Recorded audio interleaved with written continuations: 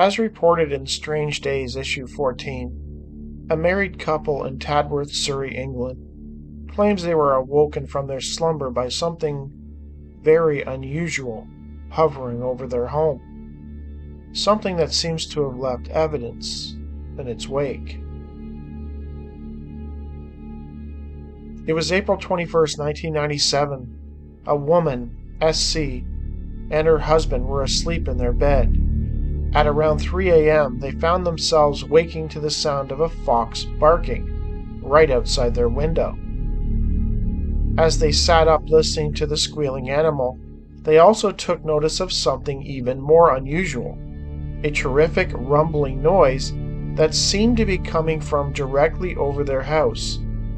SC likened the sound to a, quote, giant boy on a giant skateboard. The sound seemed to come from over top of their roof. They did not have their bedroom window open, but the curtains were moving as though there was a strong wind. They could not understand what exactly was happening, and all they could do was sit and listen. After about 10 to 15 seconds, the sound began to dissipate. Together they crawled out of bed and peered out of their window. To their shock, there was absolutely nothing there. No fox, no lights, nothing. They sat up discussing what they had heard. They believed that the sound emanated from the south and seemed to be moving towards the north. The next morning, SC and her husband were surprised to find a strange black silt all around their house, on the ground and in the garden. A further inspection seemed to indicate that the silt was somehow lifted out of their gutters and then dropped around the exterior of the house. SC noted to researcher Gloria Dixon that their gutters had been full of this black silt, which had literally fermented into their gutters and was going to require a great deal of time and energy to clean out. Now, for reasons they could not fully explain, their gutters, all of them, were clean, as though the silt had been lifted out and dropped onto the ground. Even stranger, her husband's workshop about 100 feet away at the end of the garden, its gutters were also now clean, and the rubbish was now sprinkled around the workshop on the grass. Dixon noted in her report that SC and her husband lived near the Gatwick and Heathrow airports, but she was not able to establish any aircraft in the area at that time. This report is very intriguing, as you have a couple being awoken at, of course, 3 a.m. by the sound of a barking fox, which was apparently right outside their window. I've heard of dogs reacting to strange sounds, UFOs, but never a fox. So that's a new one for me. Further, it sounds like whatever had moved over their home had either voluntarily or involuntarily sucked up the black silt caking their gutters. This tiny detail adds another layer to the mystery. Did something else happen that night that the couple either couldn't remember or were forced to not remember? If we are to assume that the sound the couple heard hovering over their home belonged to some type of otherworldly craft, and that craft was responsible for sucking up the silt and then depositing it in the yard, I have to wonder, was the silt the only thing that the craft pulled up that night? Might the couple, or maybe just the fox, also have been taken and then returned, or not returned in the case of the fox? And might the displaced silt be the evidence of said event? Was it actually a fox they heard outside their window? Or was it something else? These are the types of cases that seem to fly under the radar for most people, but I find them fascinating. In his book, Odd and Chilling Encounters, True Stories of the Unknown, researcher R.S. Russo included a letter he received from a person named P. Dixon. Dixon went on to describe a very bizarre sighting that they had had in New York while hiking with some friends. Sadly, his account was not dated, but I wanted to talk about it due to just how bizarre it is. Dixon claims that when he was much younger, he and a group of friends had elected to go hiking in the D-Bar Mountain Trail in New York. It was to be their first ever hiking trip, and they'd heard that D-Bar would be a good place to start. About 30 to 40 minutes into their hike, the three 20-something young men grew bored and decided to be adventurous by going off trail a bit. Looking back, Dixon realizes how stupid this decision was. They made their way into the surrounding forest, laughing and cracking jokes as they did. During their hike, they lost track of the time and realized it would soon be dark. They decided that it would probably be best to head back. As we were heading back to trail, all three of us heard what sounded like a large bird, or bat, or something, flapping wings. We turned to the source of the noise, and about 30 feet in the air, we saw what I can only describe as a human head. It had long, oily black hair and hollow, pale eyes. The skin, like something out of a horror movie, was drooping off the skull.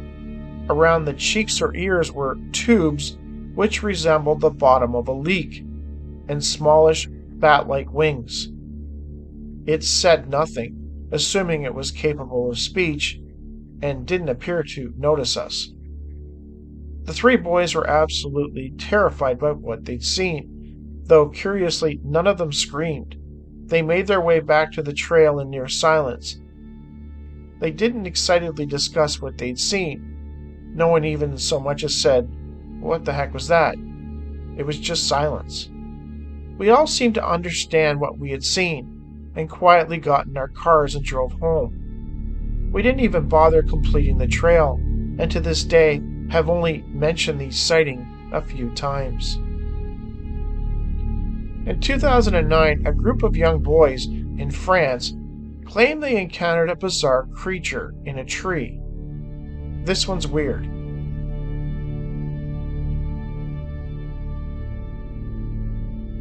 It was July 13, 2009, Vaux-le-Saint-Claude, Jura, France. 4 young boys between the ages of 7 and 12 had spent the day in the forest hiking the trails and playing. At some point, they made their way down a stream near the railroad tracks and arrived at a clearing. There were several high trees, and they spent a few minutes looking at them. This is when they took notice of a sort of gray metal ladder perched on the ground, angled up into one of the trees. With their eyes, they followed the ladder to the top of the tree, and this is when they caught sight of a weird creature. It stood, they guessed, a little over 3 feet tall, with smooth, dark green skin, a large flattened head, which seemed devoid of any distinct features, no eyes, no mouth, and no ears. It also appeared to have no hair. It seemed to be performing repetitive movements going up and down the ladder. Its whole body and head seemed to swing back and forth as it carried out its task. The creature wore no clothes, and it had no apparent reproductive organs. They further noted that it was slender and had thin legs that ended in 3 claw-like protrusions, but no visible arms. In addition, the being had a noticeable dorsal mane, which went from the top of its head to the bottom of its back. Although they did not sense any aggression from this creature, the witnesses began to scream. At this moment, the being interrupted its comings and goings for a moment, as if to acknowledge the scream, and then it resumed its work. One of the children picked up some pebbles off the ground and tossed them at the creature, but he never actually managed to hit it. At that precise moment, the children became alerted to the sound of very quick footsteps all around them. The leaves and twigs suddenly were swept away by a kind of powerful air blast that seemed to come from nowhere and everywhere. In addition, they also heard the buzzing sound of what seemed like voices coming from somewhere in the haze of windy noise. The children became terrified. They immediately turned and ran away. This case was investigated by Alain Pascudo and Michel Morel-Sud. The creature described by the boys was said to have no arms that they could see. It climbed up and down the ladder over and over, though at no point were they able to discern what he was doing. To them, it just seemed to be completely focused on climbing up and down the ladder, and the only time it even acknowledged their presence was when the boys screamed. This is described in many reports involving the visitors, in which they are observed carrying out tasks repetitively, walking back and forth, up and down. But what exactly those tasks are, the witness oftentimes have no idea. They simply are not able to ascertain what the visitors are doing beyond carrying out some type of task. A receptionist in Argentina claims she encountered some very strange men who terrified her.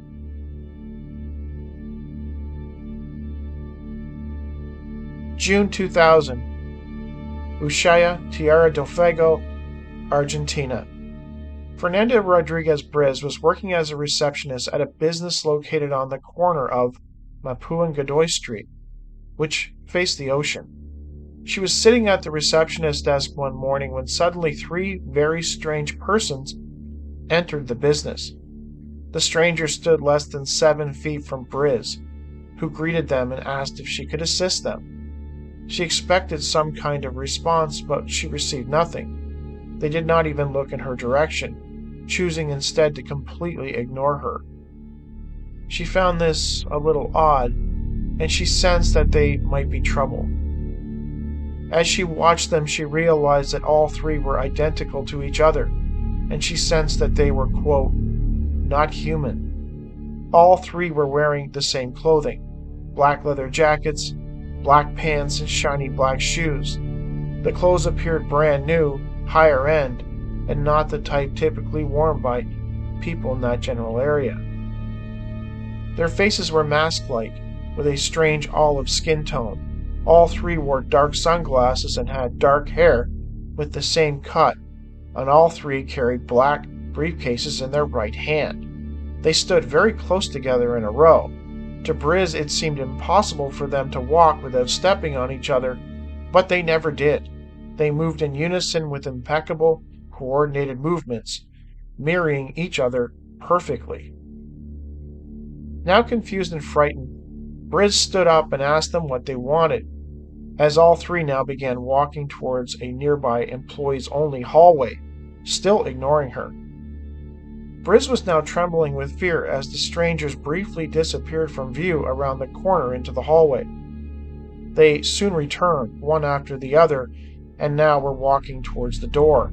At this angle, Briz was now able to see that their eyes were completely and intensely red in color. This frightened her even more. She understood clearly now that what was happening was beyond her scope of understanding, and things would only get weirder, as all 3 entities suddenly seemed to fuse into one figure. Briz was nearly hysterical now. She watched in utter disbelief as the now single entity exited the premises.